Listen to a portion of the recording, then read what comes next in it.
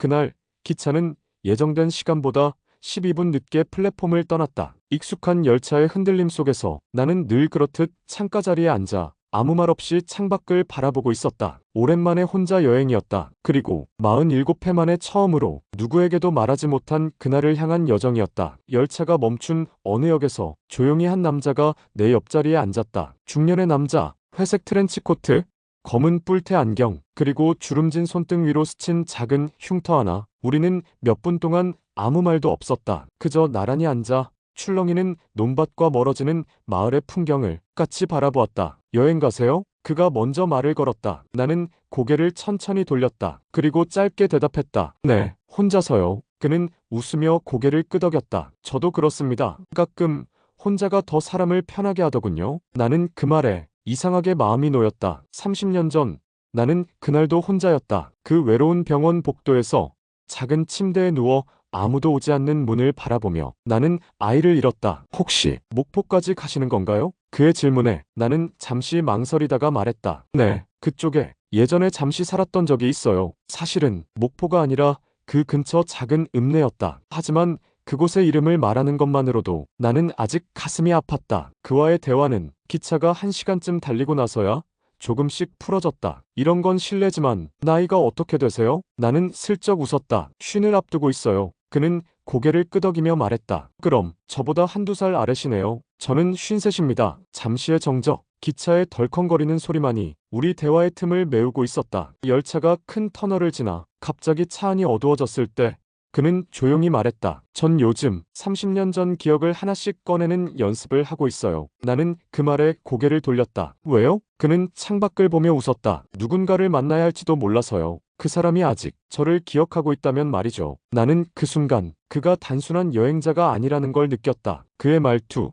그의 눈빛, 그리고 손에 쥐고 있던 낡은 손수건 하나. 그 모든 게 이 기차 안의 공기를 바꾸고 있었다. 기차는 어느덧 야간 노선을 타고 있었다. 사람들은 하나둘 눈을 감았고 불 꺼진 차창에 서로의 얼굴이 희미하게 비쳐 보였다. 나는 왠지 모르게 그와 더 가까워지고 싶다는 생각이 들었다. 오늘 어디서 주무세요? 내가 먼저 물었다. 그는 잠시 망설이더니 가방에서 예약 확인서를 꺼내 보였다. 게스트하우스요? 작은 곳이지만 조용하다고 해서요. 나는 피식 웃었다. 어쩌죠? 저도 그곳이에요. 그와 나는 말없이 마주보며 웃었다. 게스트하우스는 역 근처 골목 끝에 위치한 낡은 2층 건물이었다. 주인은 친절했고 우리는 각각 다른 방을 배정받았다. 혹시 잠시 이야기 더 나눌 수 있을까요? 그의 제안에 나는 고개를 끄덕였다. 그날 밤 작은 휴게실에 나란히 앉아 우리는 밤새 이야기를 나눴다. 삶에 대해, 가족에 대해, 그리고 잃어버린 무언가에 대해. 저는 아이가 있었습니다. 그가 먼저 꺼낸 말이었다. 나는 심장이 조여오는 걸 느끼며 조용히 그의 이야기를 들었다. 30년 전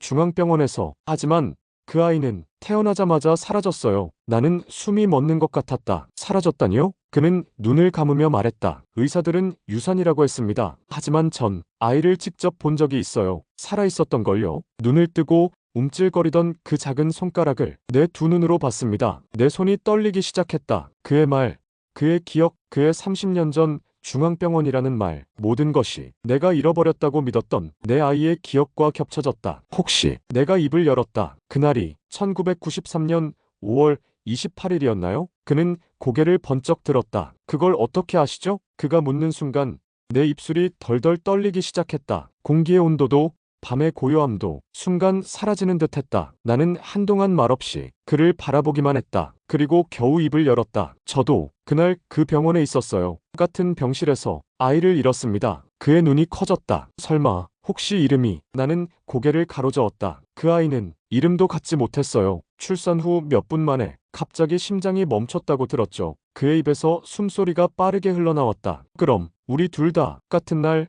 같은 병원에서 아이를 잃은 거네요. 우리는 그 자리에 앉은 채 아무 말도 하지 못했다. 30년 전 병원의 하얀 벽, 짧고 차가운 설명, 그리고 누구도 의심하지 않았던 죽음. 그것이 정말 죽음이었을까? 당신도 혹시 그 아이를 본 적 있나요? 그의 질문에 나는 고개를 끄덕였다. 네, 아주 짧은 순간이었지만 간호사가 잘못 들고 온 아기였는지 제 팔에 안겨있던 그 아이는 분명히 울고 있었어요. 그는 두 손으로 얼굴을 감쌌다. 세상에, 우리는 각자의 기억을 더듬으며 하나의 가능성에 다가가고 있었다. 혹시 그날 병원에서 누군가 이상한 말을 하진 않았나요? 그가 물었다. 나는 천천히 고개를 끄덕였다. 아기 상태가 안 좋아져서 인큐베이터로 옮겼다고 했어요. 그런데 다음 날엔 심장이 멎었다고만 간단히 말하더군요. 그는 깊은 숨을 내쉬며 말했다. 저도 그랬어요. 게다가 아이의 사망 확인서조차 며칠이 지나서야 받았어요. 나는 이상한 소름이 온몸을 덮는 걸 느꼈다. 혹시 병원 측에서 아이의 시신을 직접 확인하셨나요? 그는 말없이 고개를 저었다. 보여주지 않았어요. 이미 화장 준비를 마쳤다고. 우리 둘 다 그날 아이를 본 건 아주 짧은 순간이 전부였다. 그 후 모든 절차는 병원이 알아서 처리했고 우리는 슬픔에 정신이 없는 상태로 모든 걸 믿을 수밖에 없었다. 이건 단순한 우연일까요? 그의 말에 나는 다시금 가슴이 먹먹해졌다. 아니었다. 이건 결코 우연이 아니었다. 30년 만에 기차 안에서 다시 이어진 이 만남은 누군가의 의도였던 건지도 모른다. 혹은 그 아이의 부름이었을지도. 아이의 기록을 다시 확인해 볼 수 있을까요? 그는 조심스레 물었다. 당시의 병원은 지금도 있나요? 나는 검색창에 서울중앙병원을 쳐넣었다. 병원 이름이 바뀌었어요. 지금은 서울미래여성병원으로 운영되고 있네요. 같은 주소에 있는 걸 보니 그대로 건물만 리모델링된 것 같아요. 그의 눈빛이 날카로워졌다. 가봐야겠네요. 나는 그 순간 자연스럽게 대답했다. 같이 가요. 다음 날 우리는 서울행 첫 열차를 탔다. 30년 만에 다시 마주하는 병원, 그리고 그곳에 묻혀있는 우리 아이의 흔적. 병원 앞에 도착했을 때 나는 순간 발걸음을 멈췄다. 모든 게 달라져 있었다. 입구도, 간판도, 건물 외벽의 색조차. 하지만 가슴 깊은 곳에서 울리는 감정은 조금도 달라지지 않았다. 접수대에 조심스레 다가가 나는 말을 꺼냈다. 30년 전 이 병원에서 출산 기록을 열람하고 싶은데요. 제가 당시 산모였습니다. 직원은 당황한 듯했다. 30년 전이면 기록이 남아있을지 모르겠네요. 하지만 확인해 보겠습니다. 그녀는 기록 보관팀에 전화를 걸었다. 출산일이 1993년 5월 28일이라고요? 나는 고개를 끄덕였다. 직원은 한참 통화하더니 고개를 돌렸다. 그 날짜의 출산 기록 일부가 구기록 보존실에 남아있답니다. 단 열람하려면 정식 서류를 내셔야 하고 가족 확인 절차도 필요합니다. 지훈아니, 그는 민규라고 말했다. 그가 말없이 내게 고개를 끄덕였다. 가보자고요. 여기까지 왔잖아요. 우리는 병원 지하 1층 보관소로 향했다. 30년 전의 진실은 그곳 먼지 속에 숨어 있었다. 병원 지하 1층 보존기록실은 낡은 종이 냄새와 먼지,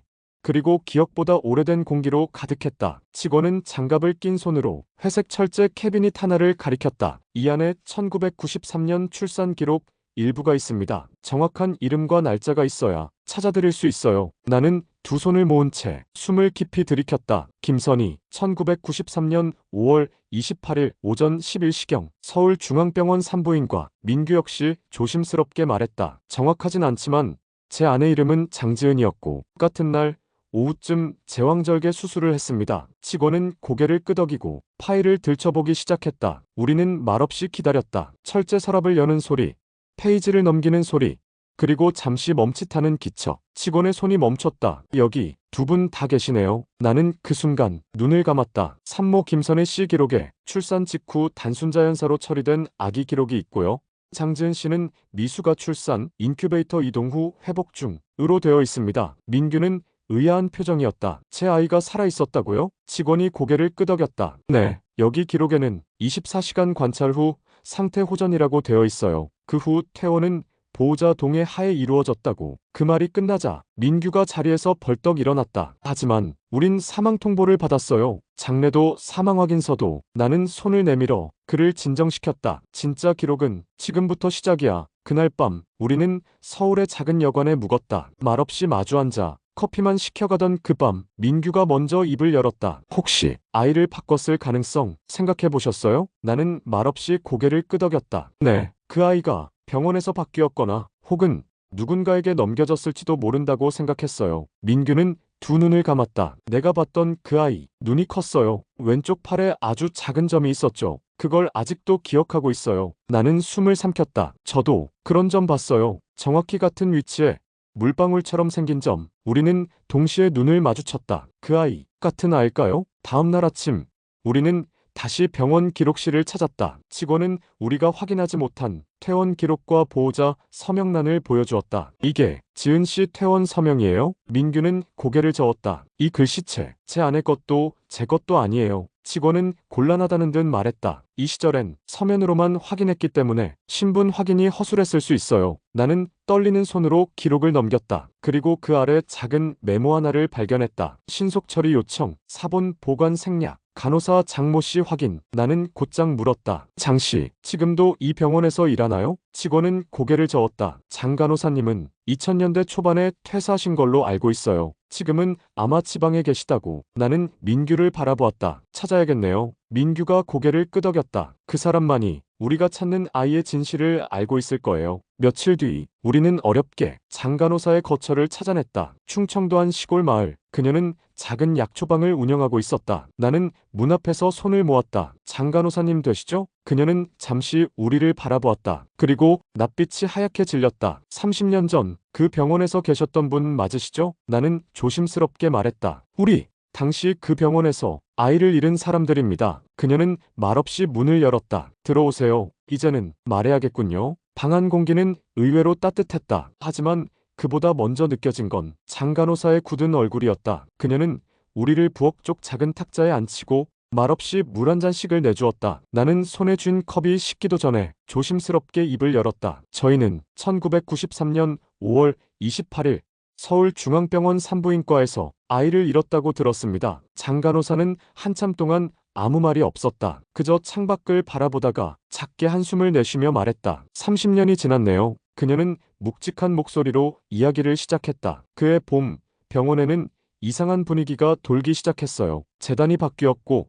갑자기 병원장이 외부 인사를 자주 만나더군요. 신생아실 간호 인력도 줄어들었고 매일 보호자 서류가 하나둘 밀려들었어요. 민규가 조심스럽게 물었다. 혹시 그때 아이가 바뀌었을 가능성 있었나요? 그녀는 말없이 고개를 끄덕였다. 정확히는 의도된 바꿔치기였죠. 그 말은 우리의 심장을 찢는 칼이 되었다. 병원장이 당시 외부 입양기관과 연결돼 있었습니다. 가난한 산모, 미혼모, 심리적으로 불안정한 여성들을 대상으로 아이를 출산 즉시 자연사 처리하고 실제로는 해외 입양이나 불법 위탁으로 넘겼죠. 나는 식은 물이 넘어가는 소리를 삼켰다. 그럼 우리 아이는 살아있었던 건가요? 그녀는 고개를 떨궜다. 둘 다요. 두 분 다. 그 아이들 살아있었습니다. 장 간호사는 서랍에서 오래된 노트 하나를 꺼냈다. 그때 제가 몰래 적어둔 기록입니다. 혹시 무슨 일이 생길까봐. 노트 안에는 출산 일자, 산모 이름, 신생아의 상태, 그리고 이동이라는 알 수 없는 표식이 반복되어 있었다. 그중 두 줄이 우리를 멈춰 서게 만들었다. 5.28 김선희 출산 후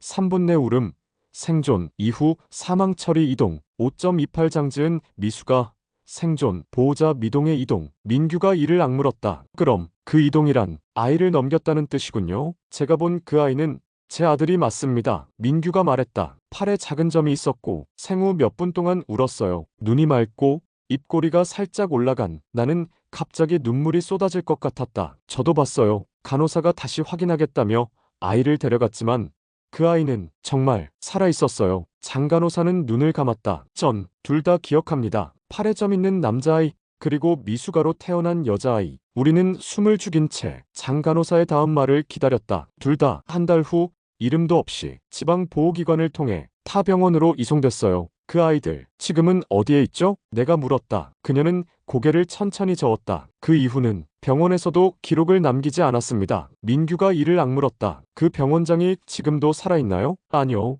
2007년에 뇌출혈로 사망했어요. 하지만 그녀는 잠시 말을 멈췄다. 당시 그 기관에서 아이들 사진을 몰래 보관하던 사무직 직원이 있었어요. 그 이름은 강미옥이었다. 그분은 그 일 이후로 병원을 그만두고 서울 근교에서 작은 찻집을 운영하고 계세요. 우리는 그 말을 듣자마자 곧장 서울로 향했다. 강미옥, 30년 전 아이들의 기록을 봤던 사람, 그녀가 가진 사진 혹은 단서 하나만 있어도 우리는 아이를 찾을 수 있을지도 몰랐다. 찻집은 조용했다. 은은한 커피향, 창밖에 흐르는 재즈 음악, 그리고 우리 눈앞에 앉은 70대 초반의 강미옥 씨. 그녀는 우리가 이야기를 꺼내자 오랫동안 말이 없었다. 그러고는 조용히 일어나 작은 금고에서 봉투 하나를 꺼냈다. 30년 전 그날 태어난 아이들이에요. 우리는 떨리는 손으로 사진을 받았다. 그리고 그 안에서 우리와 똑같은 눈매를 가진 두 아이의 얼굴을 마주했다. 사진 속 아이의 얼굴은 너무나도 선명했다. 낯설어야 할 얼굴이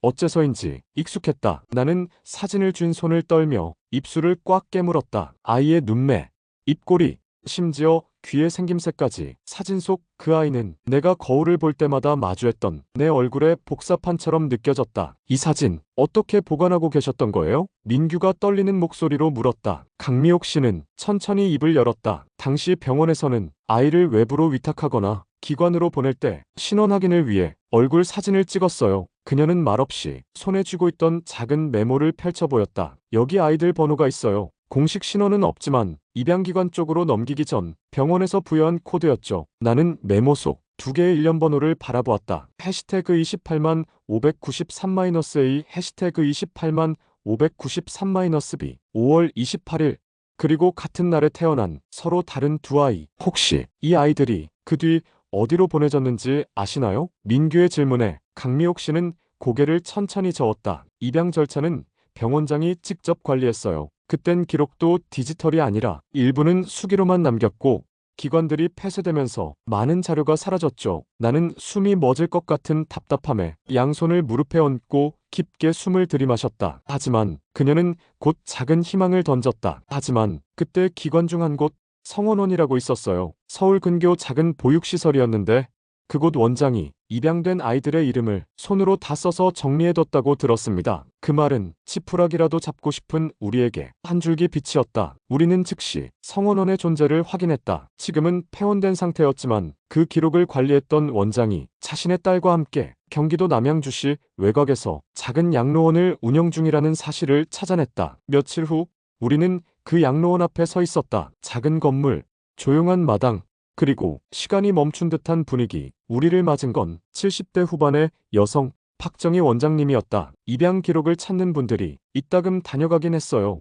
우리는 사진과 메모, 그리고 30년 전 병원 기록 일부를 꺼내 보였다. 박 원장님은 그걸 들여다보다가 작게 탄식을 내쉬었다. 이 번호 분명 기억이 납니다. 그녀는 한참을 찾더니 낡은 책자 하나를 꺼냈다. 모서리가 다 다른 노트, 그리고 연필로 눌러 쓴 이름들 사이에 두 개의 이름이 보였다. 박윤재, 김하늘. 이 두 아이 1993년 6월 3일 이곳을 통해 해외 위탁기관으로 넘어갔어요. 나는 이름을 되뇌었다. 박윤재, 김하늘. 민규는 입술을 떨며 말했다. 김하늘, 혹시 성별은 여자아이였죠? 나는 순간 가슴이 철렁 내려앉았다. 그럼 윤재는 남자아이? 박 원장님은 고개를 끄덕였다. 맞아요. 윤재는 아주 건강한 남자아이였고 하늘이는 인큐베이터에서 회복된 뒤 같은 날 넘겨졌죠. 우리는 서로를 바라보았다. 남자아이 윤재는 민규의 아들일 가능성이 높았다. 그리고 하늘이라는 여자아이, 인큐베이터에서 살았던 미수가, 그 아이는 어쩌면 내 딸일지도 모른다. 혹시 그 아이들이 어디로 입양됐는지는 박 원장님은 망설였다. 윤재는 캐나다,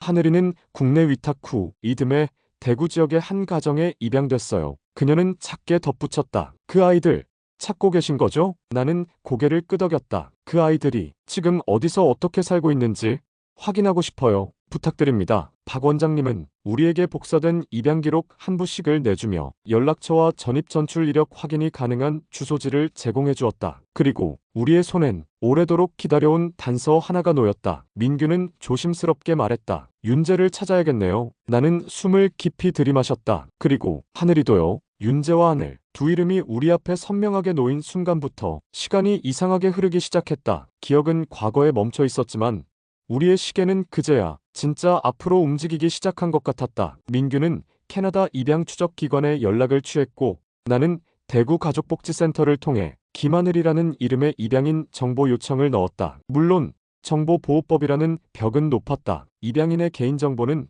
보호 대상이라 직접 연락은 어렵습니다. 다만 친자 여부 확인을 위한 동의 절차를 요청하는 우편은 보내드릴 수 있어요. 직원은 그렇게 말하며 동의서를 건넸다. 나는 손이 떨리는 것을 감추며 서명을 마쳤다. 제 아이인지 그걸 확인하고 싶을 뿐이에요. 그게 다예요. 민규도 고개를 끄덕였다. 30년 전 우리가 품지 못했던 이름들을 이제야 제대로 불러주고 싶은 겁니다. 며칠 후 먼저 연락이 온 쪽은 윤재였다. 캐나다에 거주 중이며 한국인 친부모를 찾고자 이미 수년 전부터 관련 기관과 접촉 중이었다고 했다. 그분이 자신도 언젠가는 한국에서 가족을 찾게 될 거라고 계속해서 생각해왔다더군요. 민규는 그날 밤 목이 메어 전화를 붙잡은 채 계속 눈을 감고 있었다. 만날 수 있어요? 예, 직접 한국으로 오겠답니다. 다음 주 금요일 항공편으로요. 그날 민규는 나지막이 중얼거렸다. 이젠 안아볼 수 있겠네요. 제 아이를. 반면 하늘에게서의 반응은 달랐다. 우편이 전달되었고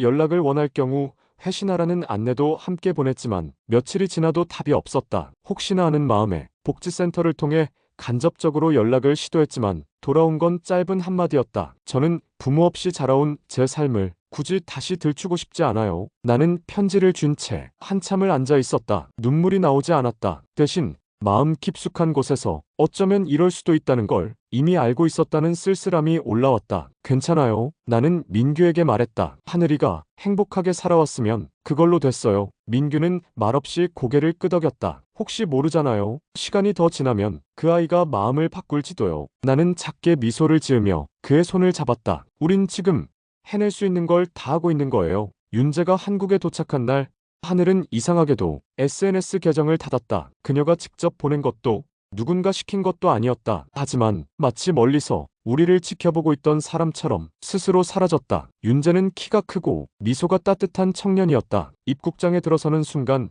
민규는 눈물을 흘리며 그를 껴안았다. 많이 기다렸지. 정말 미안했다. 윤재는 조용히 말했다. 아니요. 이름도 없이 살던 제게 이름을 찾아주셔서 고맙습니다. 나는 그 모습을 지켜보다가 가만히 뒤로 물러섰다. 그건 30년이라는 세월이 하나의 궤도 위에서 다시 만나는 조용하고도 벅찬 장면이었다. 며칠 후 우리는 세 사람이 함께 DNA 검사를 받았다. 그 결과는 일주일 후에 나왔다. 부자관계 일치율 99.9%. 민규는 결과지를 손에 들고 하염없이 울었다. 드디어 내가 아버지가 되었네요. 나는 그의 손을 잡고 함께 고개를 끄덕였다. 축하해요, 민규 씨. 하늘의 소식은 더 이상 들려오지 않았다. 하지만 나는 편지 한 통을 썼다. 하늘아, 네가 누구든 어디에 있든 엄마는 너를 사랑해. 너를 떠나보낸 게 아니야. 지켜주지 못해서 미안해. 하지만 네가 지금 웃고 있다면 그걸로 됐단다. 언제든 문은 열려 있어. 사랑해. 엄마가 그 편지를 복지센터에 맡기고 나오면서 나는 처음으로 정말로 아이를 품에 안은 것 같은 기분이 들었다. 윤재는 한국 땅을 처음 밟는다는 사실이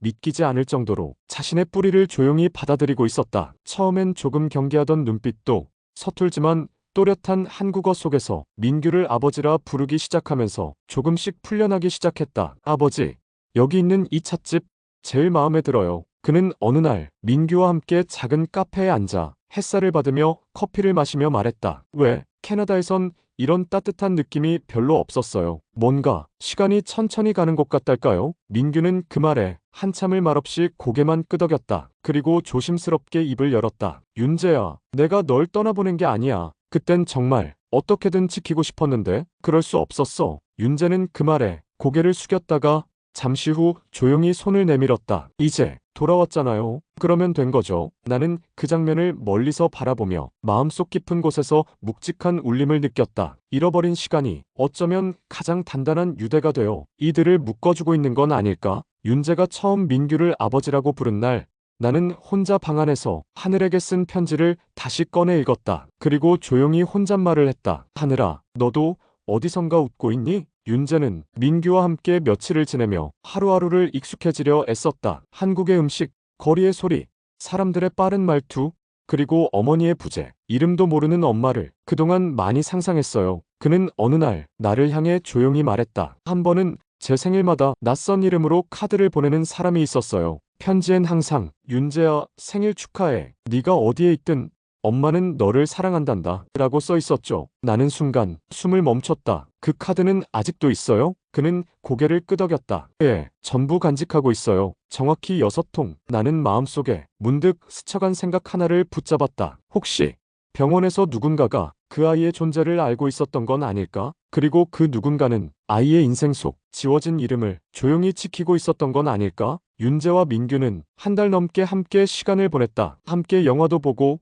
등산도 가고 작은 국수집에서 식사를 하며 서로가 몰랐던 30년을 조금씩 메워나갔다. 아버지는 왜 혼자셨어요? 윤재의 질문에 민규는 잠시 말이 없었다. 그때 아이를 잃고 나서 모든 걸 놓았어. 아내도 삶고 다 떠났지. 사람들 앞에서는 괜찮은 척 했는데 사실 그날 이후로 난 매일 죽는 기분이었어. 윤재는 말없이 그의 등을 토닥였다. 괜찮아요. 이제는 같이 있잖아요. 하늘에게서는 아직도 아무 연락이 없었다. 나는 몇 번이나 편지를 쓰고 지우길 반복하다가 결국 아주 짧은 한 문장을 보냈다. 하늘아, 이젠 널 기다리는 사람이 있다는 것만 알아줘. 편지는 그 후 복지센터를 통해 전달되었다. 며칠 후 한 통의 전화가 왔다. 여기 김하늘 씨죠? 나는 깜짝 놀라 수화기를 꼭 쥐었다. 네, 맞습니다. 전화드린 분은 하늘 씨 친구예요. 그 아이 요즘 마음이 많이 흔들려 있어요. 그녀는 망설이다가 덧붙였다. 사실 당신이 보낸 편지를 그 아이가 계속 읽고 있더라고요. 하루에 몇 번씩 꺼내보고 침대 옆에 놓고 자요. 나는 그제야 숨을 돌릴 수 있었다. 그 아이가 완전히 나를 밀어낸 게 아니라는 사실만으로 충분히 감사했다. 윤재는 귀국하기 전날 내게 작은 선물을 건넸다. 이건 엄마에게 드리는 겁니다. 나는 손에 쥔 포장을 조심스럽게 열었다. 그 안에는 윤재가 손수 만든 사진첩이 들어 있었다. 제가 찍은 한국에서의 사진이에요. 앞으로도 계속 만들 겁니다. 다음에 또 뵈면 그땐 더 두꺼운 걸로 드릴게요. 나는 웃음을 지으며 그를 꼭 안았다. 엄마라고 불러줄 수 있을까? 그는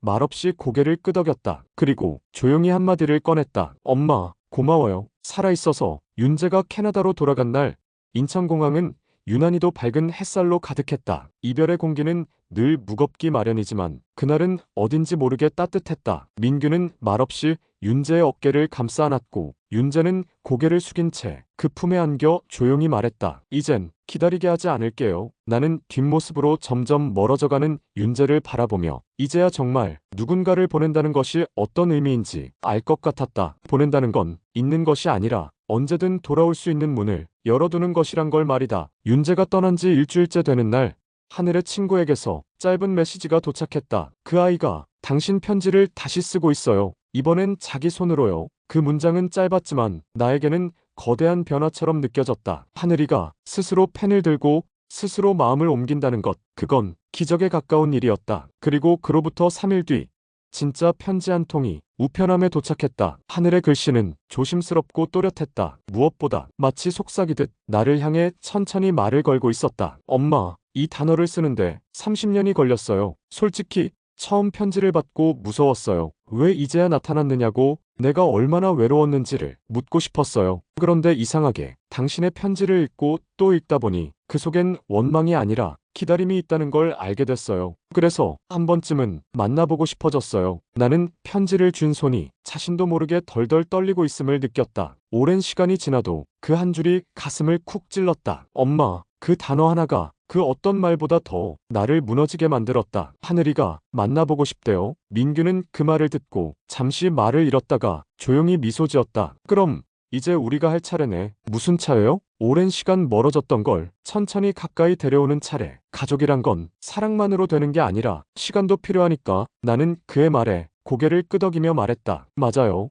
이번엔 절대 놓치지 않을 거예요. 하늘과의 만남은 서울 근교의 한 북카페에서 이루어졌다. 그녀는 약속 시간보다 10분 먼저 도착해 조용히 책을 펼쳐 들고 있었다. 나는 그녀를 알아보자마자 몇 걸음 멈춰 서서 한참을 바라보았다. 가느다란 어깨, 조심스럽게 책장을 넘기는 손가락, 조금은 불안해 보이는 눈빛. 하지만 그 안엔 무너지지 않은 마음의 중심이 있었다. 하늘아, 내가 부르자 그녀는 천천히 고개를 들었다. 우리는 잠시 아무 말 없이 서로를 바라보았다. 그리고 그녀가 먼저 입을 열었다. 엄마, 처음이네요. 제가 이 말을 이렇게 꺼내는 건. 나는 눈물이 핑 도는 걸 억지로 삼키며 그녀의 손을 조심스럽게 잡았다. 그래도 들려줘서 고마워. 하늘아, 우리는 그날 6시간 넘게 이야기를 나누었다. 그녀는 자라온 이야기, 입양 가족과의 관계, 학교에서의 소외, 그리고 어릴 적부터 품어왔던 내가 버려졌다는 감정에 대해 조심스럽게 털어놓았다. 나는 그녀의 말을 하나도 놓치지 않으려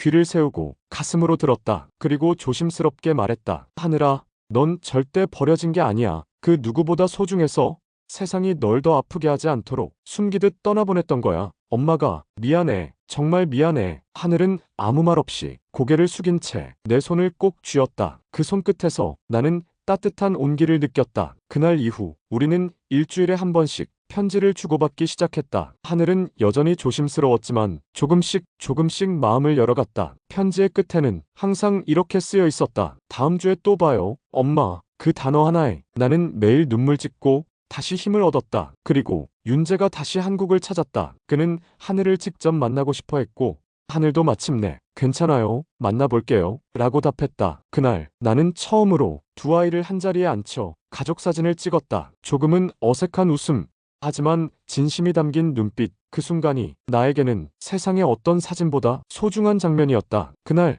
나는 평생을 잊지 못할 풍경을 보았다. 작은 공원 벤치 위 윤재와 하늘이 마주 앉아 서로를 바라보던 그 순간, 어색한 침묵은 잠깐이었고 곧 윤재가 먼저 손을 내밀었다. 반가워요. 하늘이 누나 맞죠? 하늘은 순간 눈을 동그랗게 떴지만 이내 웃음을 터뜨렸다. 누나라니 생전 처음 듣는 말인데요. 그 짧은 대화 속엔 30년을 돌아 다시 만난 두 생의 묘한 울림이 있었다. 우리는 함께 걷고 함께 밥을 먹고 함께 웃었다. 세상이 우리에게 빼앗아갔던 시간들을 우리는 그날 조금씩 되찾고 있었다. 하늘은 조심스러운 사람이었다. 표정 하나, 단어 하나에도 깊은 생각이 묻어 있었고 말보다 눈빛으로 더 많은 걸 전했다. 하지만 윤재는 그녀의 침묵을 기다릴 줄 아는 사람이었다. 말 안 해도 돼요. 느껴요. 누나가 무슨 마음인지. 그 말 한마디에 하늘은 조용히 고개를 끄덕였다. 며칠 후 하늘은 우리 집에 처음으로 발을 들였다. 괜찮을까요? 이런 건 처음이라. 그녀는 현관에 선 채 작게 속삭였다. 나는 미소를 지으며 손을 잡아 끌었다. 괜찮아. 이건 처음이 아니라 네가 돌아온 거야. 하늘은 한참 동안 집안을 둘러보았다. 벽에 걸린 가족 사진, 거실 한켠에 놓인 작은 책상, 그리고 냉장고 위에 붙어있는 윤재가 그린 낙서 같은 그림. 이런 집 나도 있었으면 좋았겠다. 그녀의 말에 나는 가슴이 저려왔다. 저녁이 지나고 차 한 잔을 앞에 두고 앉았을 때 하늘은 마침내 자신의 이야기를 꺼내기 시작했다. 어릴 적부터 늘 한 가지 질문이 있었어요. 나는 고개를 끄덕이며 그녀를 바라보았다. 왜 나는 누구에게도 선택받지 못했을까?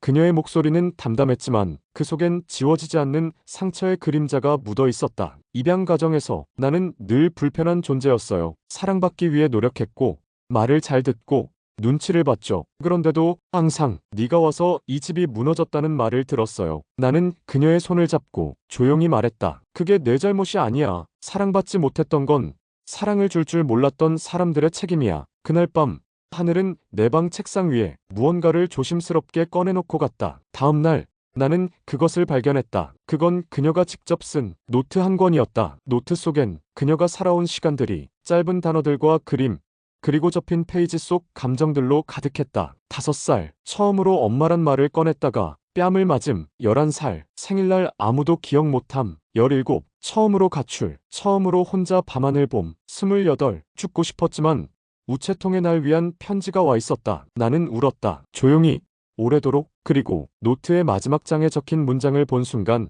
숨을 멈췄다. 이제야 알겠다. 나는 사랑받을 자격이 있는 사람이었다. 그로부터 며칠 뒤 우리는 세 사람 모두 함께 소박한 여행을 떠났다. 바다로, 산으로, 그리고 과거가 사라진 곳으로. 윤재는 드론으로 하늘을 찍었고 하늘은 바위에 걸터 앉아 조용히 파도를 바라보았다. 나는 그저 이 둘을 바라보는 것만으로도 충분했다. 가족은 피로만 엮이지 않는다. 함께 상처를 껴안고 함께 걸어주는 사람들이 가족이 된다. 여행 마지막 날 하늘이 말했다. 엄마, 윤재, 우리 다음엔 네 사람으로 여행 가요. 나는 고개를 갸웃했다. 네 사람? 그녀는 수줍게 웃으며 말했다. 사실 곧 결혼해요. 한 사람을 오래 지켜봐줬던 사람이 있어요. 그 사람에겐 내가 어디서 왔는지도 숨기지 않았어요. 나는 그녀를 꼭 안았다. 너 정말 잘 살아줘서 고마워. 결혼식 날 아침 하늘은 내 손을 꼭 붙잡고 말했다. 엄마, 혹시 내가 중간에 울어도 놀라지 마요. 나는 미소를 지으며 고개를 끄덕였다. 괜찮아. 오늘은 마음껏 울어도 되는 날이야. 그게 행복해서라면 더더욱. 그녀는 어깨를 들썩이며 웃었다. 그 웃음 속엔 많은 것들이 담겨 있었다. 오래도록 버텨온 시간, 혼자 싸워온 상처들, 그리고 마침내 도착한 따뜻한 종착지. 결혼식은 조용하고 단정한 장소에서 열렸다. 하객은 많지 않았지만 그 어떤 날보다 따뜻한 기운이 감돌았다. 윤재는 검정 정장 차림으로 누나 곁을 지켰다. 축사는 내가 맡았다. 나는 떨리는 손으로 마이크를 잡고 하늘을 바라보며 말했다. 이 아이는 제게서 태어난 게 아니라 세월과 아픔에서 피어난 아이입니다. 하늘은 눈을 감고 있었다. 하늘이는 스스로 빛을 찾은 아이예요. 세상이 아무도 안아주지 않을 때 혼자서도 쓰러지지 않으려 애쓴 아이. 그런 하늘이가 이제 사랑을 줄 아는 사람 곁에서 가정을 꾸리게 된 걸 저는 그저 감사하게 지켜보려 합니다. 나는 말을 멈추고 숨을 삼켰다. 그리고 마지막 한마디를 더했다. 딸아, 이제는 누구에게도 작아지지 말아라. 하늘의 신랑은 조용하고 믿음직한 사람이었다. 그는 처음부터 하늘의 모든 사연을 알고 있었다고 했다. 처음엔 제가 그 이야기를 다 감당할 수 있을지 두려웠어요. 하지만 하늘 씨는 그 어떤 사람보다도 사랑을 받을 자격이 있는 사람이더군요. 나는 그의 말에 고개를 깊이 숙였다. 그리고 생각했다. 사람은 누구에게 안기는지도 중요하지만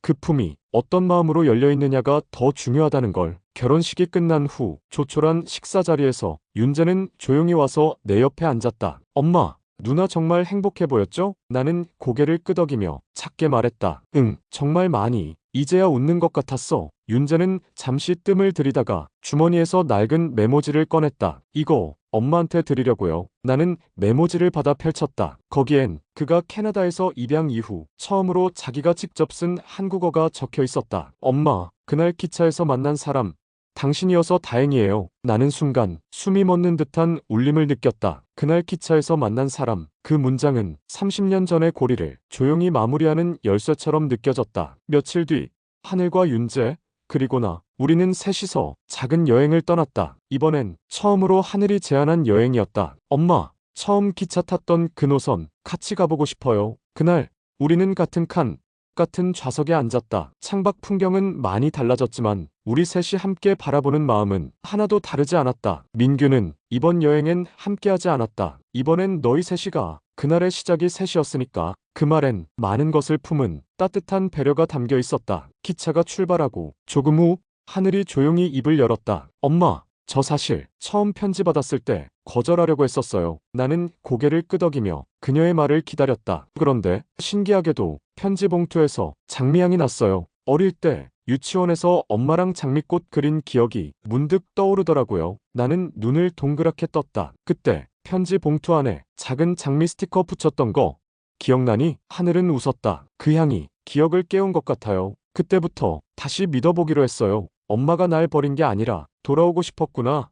그렇게요. 기차는 어느새 종착역에 가까워지고 있었다. 나는 창밖을 바라보며 조용히 입을 열었다. 처음엔 한 남자와의 하룻밤이 이렇게 내 인생을 바꿔놓을 줄 몰랐어. 하늘은 피식 웃었다. 그러게요. 기차에서 만난 남자, 그리고 30년 전 잃어버린 아이들. 이건 소설보다 더 소설 같아요. 윤재가 덧붙였다. 하지만 이제부터는 우리가 쓰는 이야기죠. 나는 그 말에 마음 깊이 고개를 끄덕였다. 그래, 이제부터는 우리가 직접 써내려갈 시간이다. 더는 누군가에게 맡기지 않고, 더는 운명에게 내맡기지 않고, 우리가 우리 삶의 저자가 되는 시간. 끝까지 함께 해주셔서 진심으로 감사합니다. 이 이야기가 당신 마음 어딘가를 조용히 두드릴 수 있었다면 그걸로 충분합니다. 도움이 되셨다면 좋아요와 댓글로 마음을 나눠주세요. 미소 한 줌 이야기는 당신의 이야기를 기다립니다. 감사합니다.